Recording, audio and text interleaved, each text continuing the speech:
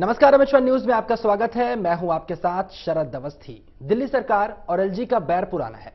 दिल्ली सरकार के साथ उपराज्यपाल नजीब साहब की जंग चलती रहती है और हर बार दिल्ली से जुड़ा कोई मुद्दा इस जंग को हवा देता है। एक बार फिर से दिल्ली सरकार और एलजी आमने सामने है।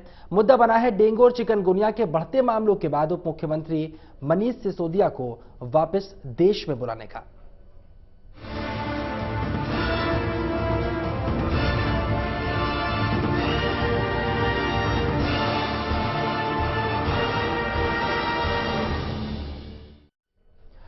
दिल्ली के उपराज्यपाल ने उप मुख्यमंत्री मनीष सिसोदिया की फिनलैंड यात्रा रद्द करने का आदेश दिया और दिल्ली का राजनीतिक पारा इसके बाद चढ़ गया। पहले तो स्वास्थ्य मंत्री कपिल मिश्रा ने उपराज्यपाल नजीब जंग को खत लिखकर मनीष सिसोदिया का विदेश दौरा रद्द करने पर सवाल खड़े किए। फिर एलजी से मुलाकात की कोशिश भी की। हालांकि अपॉइंटमेंट पहले से नहीं लेने की वजह से राजभवन ने मुलाकात का समय देने से इनकार कर दिया। दिल्ली के स्वास्थ्य मंत्री सत्येंद्र जैन और जल संसाधन मंत्री कपिल मिश्रा उनके आवास पर मुलाकात करने गए थे। मुलाकात नहीं हुई तो उन्होंने साफ साफ यह आरोप लगा दिया कि एलजी साहब जो है वो वीकेंड पर काम नहीं करना चाहते हैं। और इसके बाद इमरजेंसी की बात कही गई थी तो मिलने के लिए मंत्री पहुंचे तो एलजी साहब ने मिलने से इनकार कर दिया। ये तमाम बातें आम आदमी पार्टी के मंत्रियों ने की। क्या कुछ कहा, एक बार सुन लेते हैं।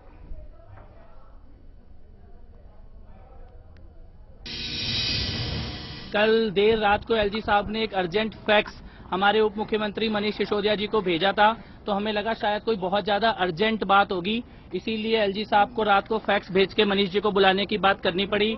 तो ये सोच के हम दोनों इकट्ठे आए कि जो भी अर्जेंट बात है हम एलजी साहब से कर लें। दफ्तर में मिलेंगे तो दफ्तर चले जाएंगे, घर में मिलेंगे तो घर भी, जहां भी एलजी साहब होंगे वहां जाके, क्योंकि बड़ी अर्जेंट बात है हम तुरंत उनसे कर लेंगे।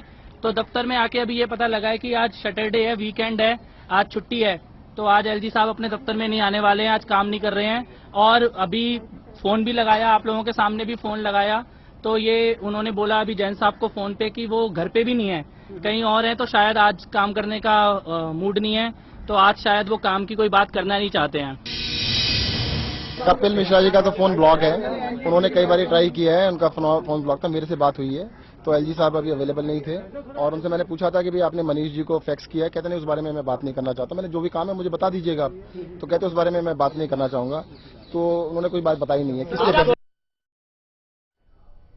तो इमरजेंसी की बात की, फैक्स भेजा गया, उसके बाद आम आदमी पार्टी के जो मंत्री हैं मिलने के लिए पहुंच गए, अपॉइंटमेंट नहीं लिया था इसलिए मुलाकात नहीं हो पाई। हालांकि तमाम बातें कही गई, ये भी कहा गया कि एक मंत्री जो आम आदमी पार्टी के हैं उनके फोन को ब्लॉक करके रखा हुआ है, ये आरोप भी लगाए गए और ये कहा गया कि वीकेंड के टाइम काम नहीं करना चाहते। लेकिन जुबानी जंग शुरू हो गई है। अब इस जुबानी जंग से दिल्ली को कितना लाभ होने वाला है और क्या इसके पीछे की वजह है और क्या ये जंग जो हो रही है वो जरूरी है, बातचीत करने के लिए, चर्चा करने के लिए कुछ खास मेहमान हमारे साथ जुड़ रहे हैं। हमारे साथ जुड़ रही हैं ऋचा पांडे, आम आदमी पार्टी की प्रवक्ता है।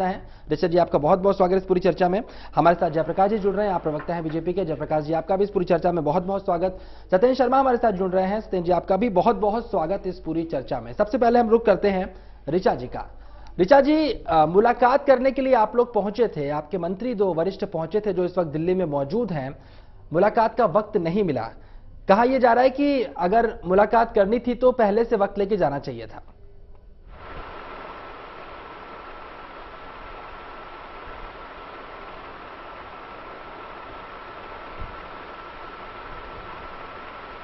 ऋचा जी, आप तक मेरी आवाज पहुंच रही है?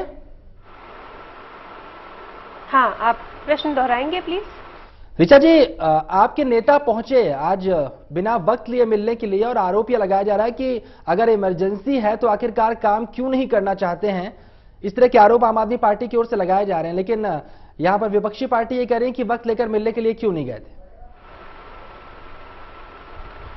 जब दिल्ली में त्राहिमाम फैला हुआ है और जो हमारा वन दिल्ली का कैंपेन चल रहा है, जिसमें बहुत सारे आध्यात्मिक गुरु, बड़े बड़े नेता, अलग अलग पार्टियों के नेता, सब लोग मिलके दिल्ली में एक मोर्चा चिकनगुनिया और डेंगू के खिलाफ खोले हुए हैं। जब इतनी अर्जेंसी है कि 17 तारीख को मनीष जी को एक फैक्स भेजा जाता है और 18 तारीख को वो एनीवेज आने वाले थे, ये पहले से सबको पता था।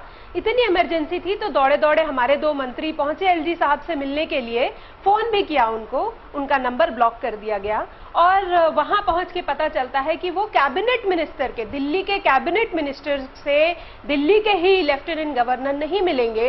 आश्चर्य की बात है कि वो आम जनता से कैसे मिलते होंगे, क्योंकि दिल्ली तो आजकल वही चला रहे हैं।